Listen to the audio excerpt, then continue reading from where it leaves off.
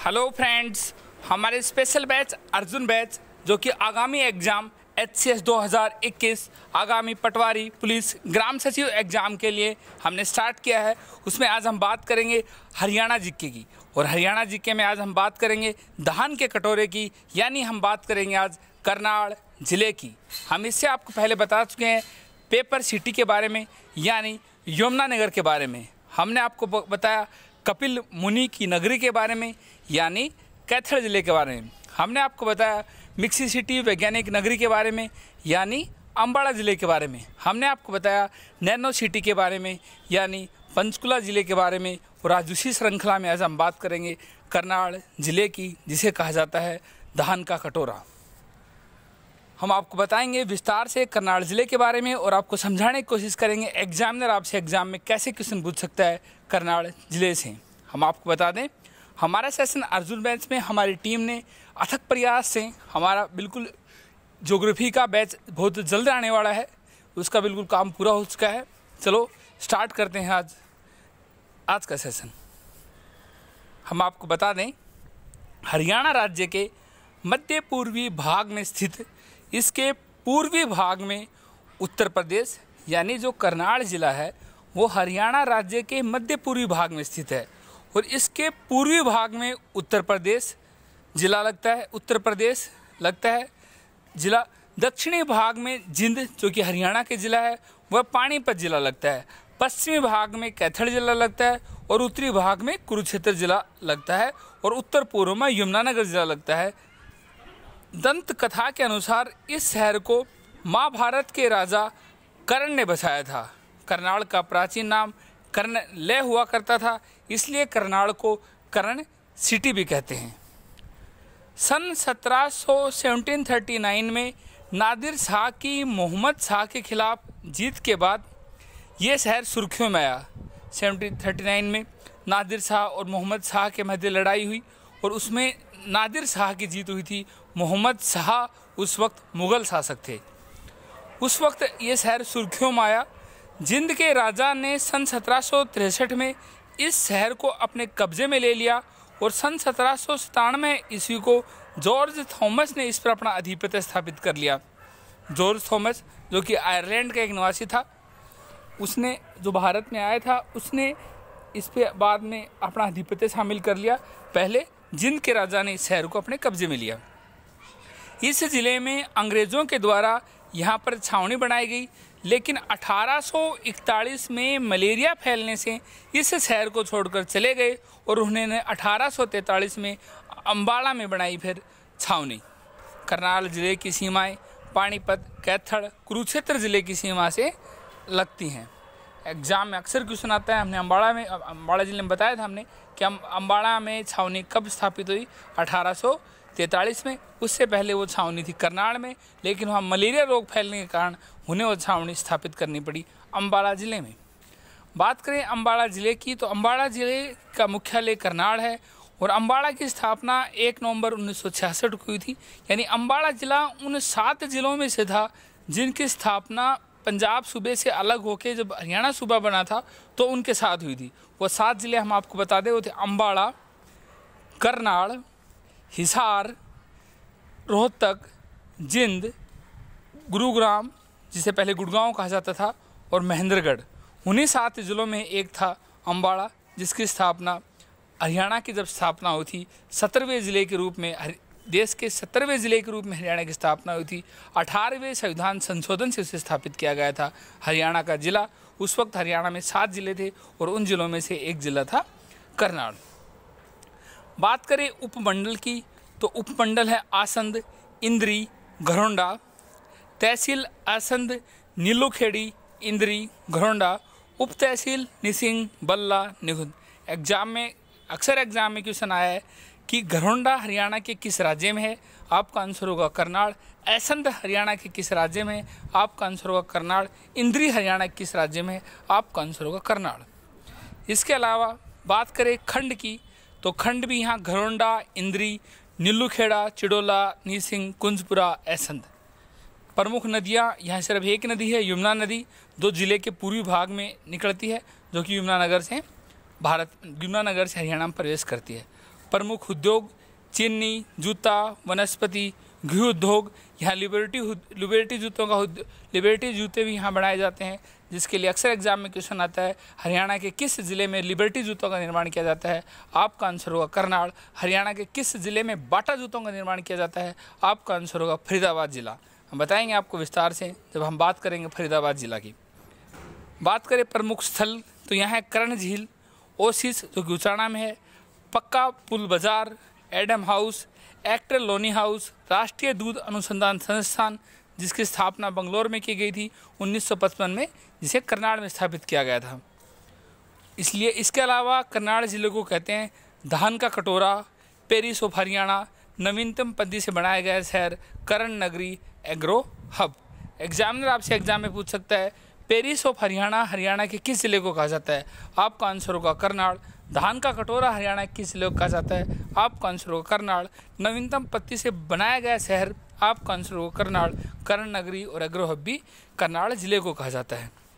ज़िले में अनेक बड़े उद्योग हैं, जिसमें लिबर्टी शूज़ लिमिटेड फुटवेयर, हमने आपको बताया था, लिबर्टी एंटरप्राइजेज, चमनलाल सोतिया एक्सपोर्ट बहुत अधिक प्रसिद्ध उद्योग है।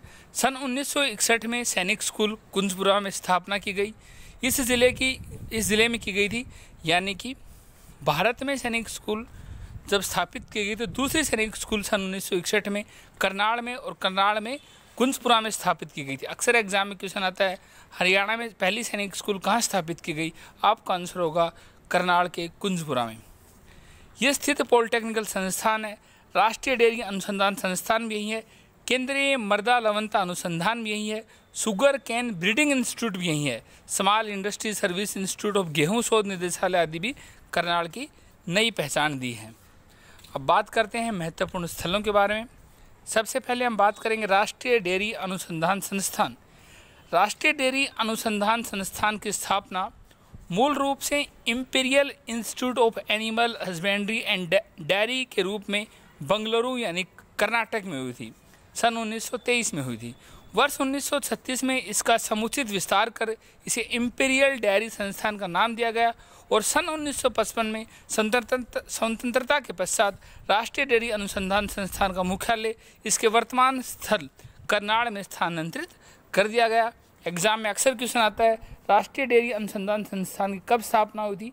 उसकी हुई थी 1955 करनाल, लेकिन ये पहले कर्नाटक में थी, कर्नाटक के बंगलौर में, वहाँ से यहाँ स्थापित की गई थी।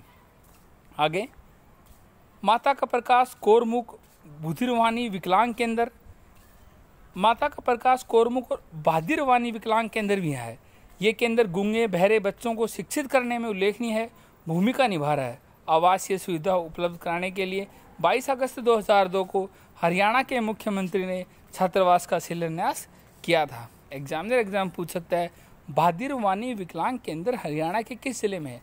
आपका आंसर होगा करनाल। बात करें गेहूं शोध निदेशालय की, सन 1965 में भारतीय कृषि अनुसंधान परिषद अर्थात ICAR ने सर्व भारतीय गेहूं सुधार परियोजना की शुरुआत की। वर्ष 1978 में इस परियोजना को गेहूं शोध निदेशालय में परिवर्तित कर दिया गया। उस समय निदेशालय भारतीय कृषि अनुसंधान संस्थान IRI के अधीन था।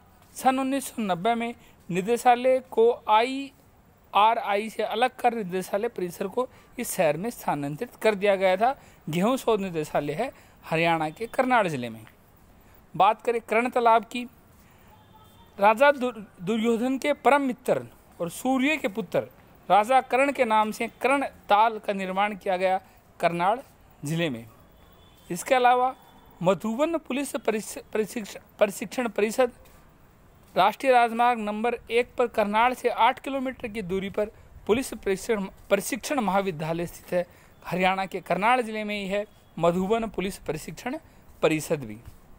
देवी मंदिर, करनाल जिले के सालवान गांव को मिलों का गांव भी कहा जाता है। इस गांव में महाराज युधिष्ठिर के दशमेध यज्ञ का आयोजन किया था।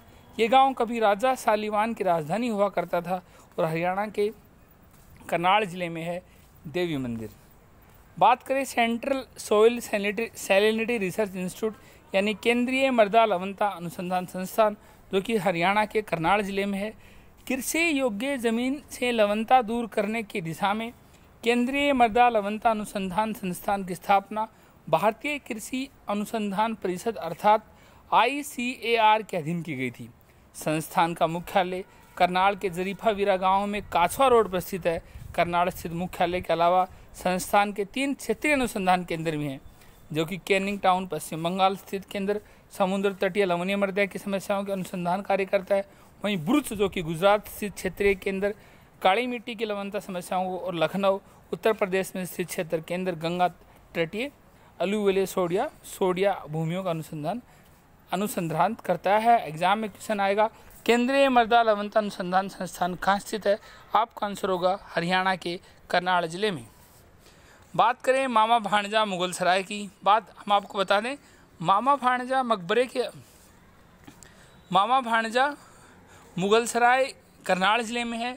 वही मामा भाणजा दरगाह अगर आप बात करें तो मामा भाणजा दरगाह है सोनीपत जिले में।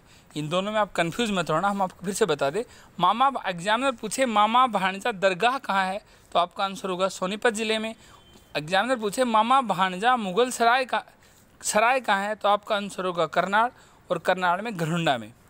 ये सराय दिल्ली लाहौर तत्कालीन मार्ग पर घरौंडा में 1632 ईस्वी में सम्राट शाहजहाँ के शासनकाल में खान फिरोज ने विश्राम गृह के रूप में बनवाई थी। भारत सरकार की अधिसूचना संख्या 1083 के अनुसार 1 दिसंबर 1914 को राष्ट्रीय महत्व को संरक्षित स्मारक घोषित किया गया था मामा भाणजा मुगल सराय। हम आपको फिर से बता दें, एग्जामिनर आपसे पूछे मामा भाणजा मुगल सराय कहाँ है, आपका आंसर होगा करनाल में। मामा भाणजा की दरगाह कहाँ है, आपका आंसर होगा सोनीपत जिले में। इसके अलावा कर्ण झील, जिला करनाल में पर्यटन विभाग ने शेरशाह सूरी मार्ग पर अम्बाड़ा की ओर लगभग 4 किलोमीटर दूर पश्चिम में यमुनानगर के दोनों ओर लगभग 60 कनाल भूमि पर कर्ण झील तथा ओएसिस नामक पर्यटन स्थल विकसित किया है। एग्जाम में आपसे ये भी पूछ सकता है, ओएसिस नामक पर्यटन स्थल हरियाणा के किस जिले में है, आपका आंसर होगा करनाल में।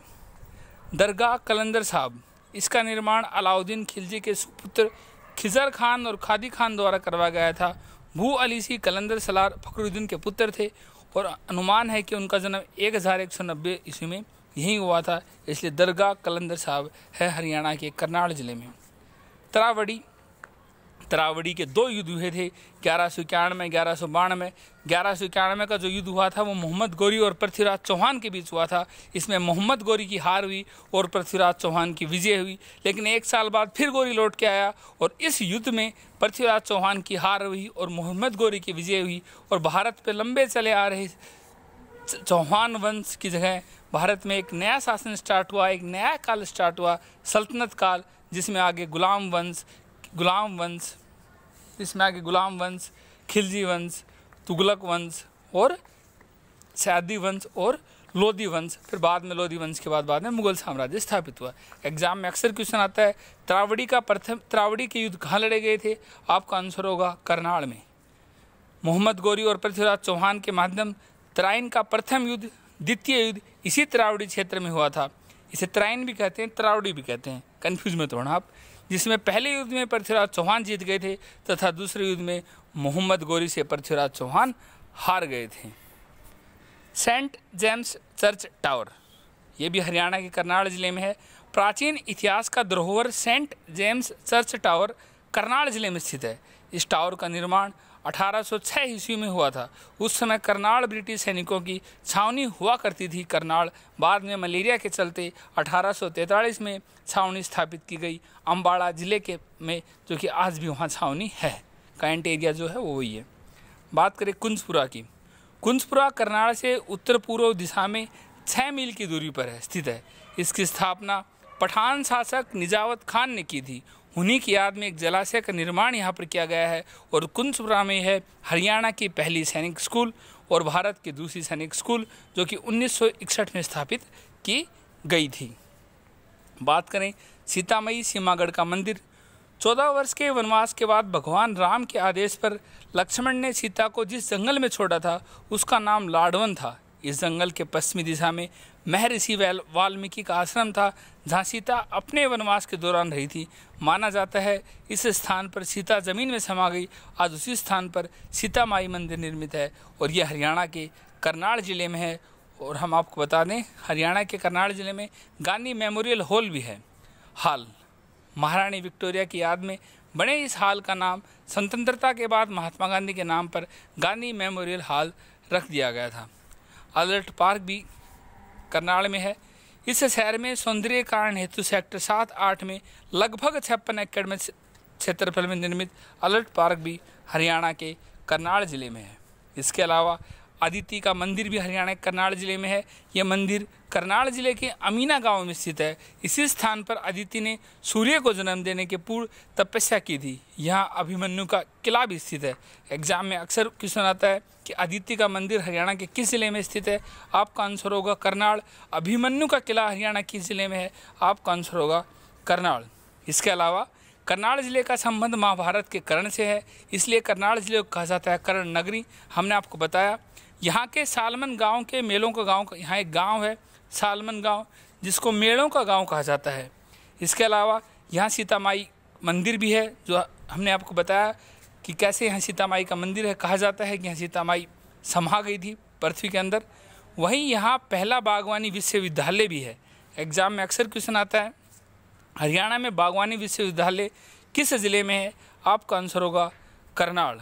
हम आपको बता दें, हमने आपको बताया आज कर्ण नगरी के बारे में, यानी करनाल के बारे में, जिसे हरियाणा का पेरिस भी कहा जाता है, धान का कटोरा भी कहा जाता है, जहां अभिमन्यु का किला है, जहां पहली नवोदय हरियाणा में की पहली और देश की दूसरी नवोदय विद्यालय 1961 में स्थापित हुई थी।